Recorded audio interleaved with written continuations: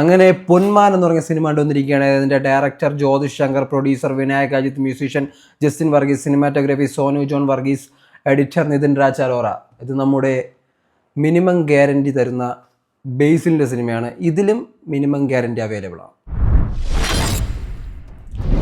ഇനി സിനിമയിലെ പ്രധാന നായകന്മാരിലേക്ക് വരികയാണെങ്കിൽ ഫസ്റ്റ് തന്നെ ബേസിൽ ജോസഫ്, പറയേണ്ട കാര്യമില്ല. പുള്ളിയുടെ എല്ലാ സിനിമയ്ക്കും ഒരു മിനിമം ഗ്യാരണ്ടിയാണ്. എന്തായാലും ബാക്കിയുള്ള നായകന്മാരെ പോലെ അങ്ങനെയൊന്നുമല്ല. സിനിമ ഇറങ്ങിയ ഒരു ആവറേജ് എങ്കിലും നമുക്ക് പ്രതീക്ഷിക്കാം.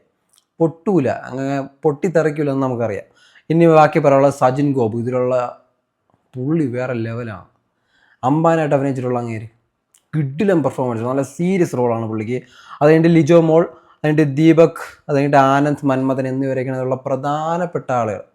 ഇവരെല്ലാവരും നന്നായിട്ട് അഭിനയിച്ചിട്ടുണ്ട്. ഇതിൽ നമ്മൾ അമ്പാനും, പുള്ളിയുടെ പേര് പറയാതെ അമ്പാൻ എന്ന് പറയുമ്പോഴേക്കും നിങ്ങൾക്ക് മനസ്സിലാവണം, അമ്പാനും ബേസിലുമായിട്ടുള്ള കോംബോ, അവരിങ്ങനെ കൊമ്പ് കോർക്കുന്ന സീനെല്ലാം കിഡിലുമാണ്.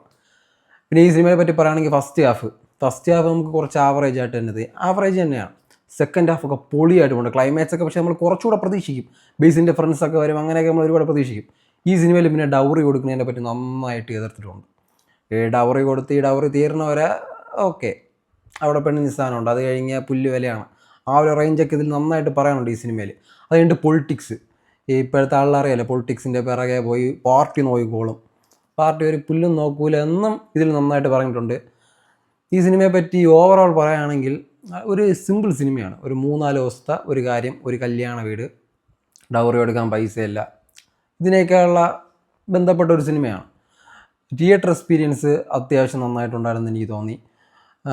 പിന്നെ ഇത് OTTയിൽ കാണണോ തിയേറ്ററിൽ കാണണോ എന്നൊക്കെ ചോദിച്ചാൽ അതൊക്കെ നിങ്ങളെ ഇഷ്ടമാണ്.